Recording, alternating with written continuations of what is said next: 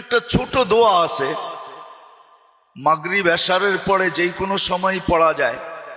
আল্লাহুম্মা লাকাল হামদ কামা ইয়ানবাগি লিজালালি ওয়াজহিক ওয়া আযীমি সুলতানিক।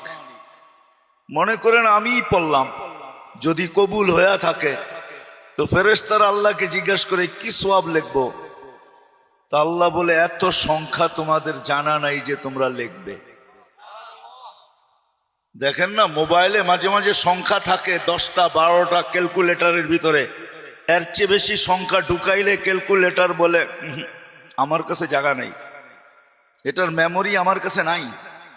তা আল্লাহ ফেরেশতাদেরকে বলে এত সংখ্যা তোমাদের জানা নাই যে তোমরা লিখবে।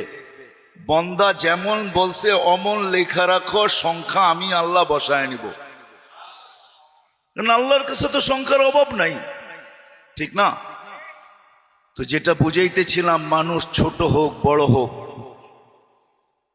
নারী হোক আর পুরুষ হোক, যে নিজেকে মানুষ ভাবে, এই 60-70 বৎসরের জীবনটা সবাই সুখী হইতেও চায়, আবার সুখে থাকতেও চায়। কিন্তু পরিতাপের বিষয়, আফসোসের বিষয়, বড় দুঃখের বিষয়, যে মানুষটাকে আল্লাহ কুদরতি হাত দিয়া এক ফোঁটা পানির থেকে অস্তিত্ব দিলেন, নিশ্চয় অস্তিত্ব দেওয়ার পরে যিনি মানুষটাকে সাজাইলেন, এক স্তর পর্যন্ত পৌঁছাইলেন, বিবেক দিলেন, বুদ্ধি দিলেন, বিদ্যা দিলেন, সৃষ্টির ভিতরে সবচেয়ে সেরা দিলেন, এর চেয়ে সেরা আল্লাহ কাউকে দেন নাই।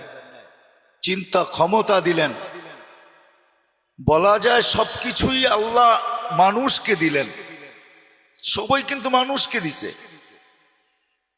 এমনকি যদি আপনি আমার কাছে ওলামা যদি দ্বিমত না করে, তো নিজেকে দেওয়ার জন্য প্রস্তুত রাখছেন যে বন্দা তুই চাইলে তোকে আমি তোকে দিয়া দিব, তুমি যদি চাও তো আমাকে তোমাকে দিয়া দিব। নাইলে কোরআনে এই আয়াত কেন আসবে, সায়াজআলু লাহুমুর রহমানু উদ্দা, আল্লাহ বলে আমি তোমার বন্ধু হয়ে যাই। তাহলে হাদিসে এই কথা কেন আসবে, ফাইন তাবু ফানা হাবিবুহুম, ফিরা আসতে দেরি, আমি বন্ধুরূপে গ্রহণ করতে দেরি করি না।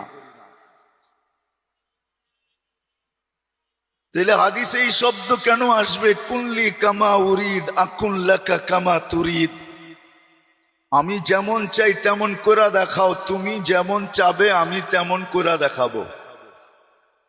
অর্থাৎ বোঝা যায় তুমি আমার হও, আমিও তোমার হয়ে যাব, তোমার হয়ে যাব। যদিও বুঝানোর জন্য বলতেছি, আমার মনে হয় আমি ভাবি আর কি, একা একা ভাবি যে আল্লাহ যে 5 বার আমাদেরকে ডাকেন, মনে হয় আল্লাহ এই কথা মনে করে ডাকেন যে বন্দা এসা পড়া ঘুমায় গেছিস, ফজর অনেক লম্বা সময় হয়ে গেছে, তুইও আমার সাথে কথা বলস না, আমিও বলি না, একটু উঠা আয়, তুইও বল আমিও বলি, একটু উঠা আয় ঘুমের থেকে। আমার মনে হয় এই জন্য ফজরে ডাকেন যে লম্বা সময় হয়ে গেছে, তোর সাথে তুই ঘুমের ঘুরে ছিলি, কথাবার্তা তোর সাথে হয় নাই, তুইও বলস না আমিও বলি নাই, একটু ঘুমের থেকে উঠা আস, তুইও বল আমিও বলি। কেন, নামাজে তো কেরাত আছে, কেরাত তো আল্লাহর কালাম। আবার যখন জোহর হয় তখন মনে হয় আবার বলে কাজে কামে ব্যস্ত হয়ে গেছিস, আয় একটু কথা বল। আল্লাহর জন্য তো ওই শব্দগুলা ব্যবহার করা যায় না, নাইলে মনে হয় ব্যবহার করতাম যে আয় কাজে কামে ব্যস্ত হয়ে গেছিস, লম্বা সময় হয়ে গেল, 3-4 ঘন্টা কথা বলিস না আমার সাথে, আয় না, রাগের কি ব্যাপার আছে, একটু ছুটা আয়, জোহরে আয় আমার সাথে একটু কথা বলা যা, শোনায়া যা, তুই কেমন লাগে, তোর কি দরকার, একটু শোনায়া যা। আমার মনে হয় কথা বলার জন্য ডাকে, নামাজের জন্য ডাকে না। আবার আসরে ডাকে, মাগরিবে ডাকে, এশায় ডাকে। আবার যখন এশায় ঘুমায়া যায় তো বন্দা ভাবে যে আমি তো বিছনায় চলে গেলাম, কিন্তু আল্লাহ বলে না, তুই বিছনায় যাস নাই, এশা পড়ছিস মানে অর্ধেক রাত পর্যন্ত তুই আমার কাছেই আসস। তুই যদিও ভাবস তুই বিছনায়, কিন্তু আসলে তুই বিছনায় না, তুই আমার কাছেই আসস অর্ধেক রাত পর্যন্ত। আবার যখন ফজর পড়ে বাকি অর্ধেক বাকি রেখা লাভটা কি, পুরাটাই আমার কাছে লেখা দিলাম। যদিও বিছনায় ছিল, মনে হয় এই জন্য নামাজ। তো যেটা বুঝাইতেছিলাম, আমি শেষ জায়গায়ও চলে আসছি। যেটা বুঝাইতেছিলাম, মানুষ মনে প্রাণে চায়, সুখীও হইতে চায়, সুখে থাকতেও চায়। কিন্তু যেই মানুষটাকে আল্লাহ অস্তিত্ব দিলেন, সৃষ্টির রাজা বানাইলেন, রাজা, সমগ্র সৃষ্টি যার অধীন করলেন, সমগ্র সৃষ্টি যার অধীন করলেন, সৃষ্টি যদিও আল্লাহর মানুষের বিরুদ্ধে যায়, সৃষ্টি যদিও মানুষের বিরুদ্ধে, কিন্তু স্রষ্টা কখনো মানুষের বিরুদ্ধে যায় না।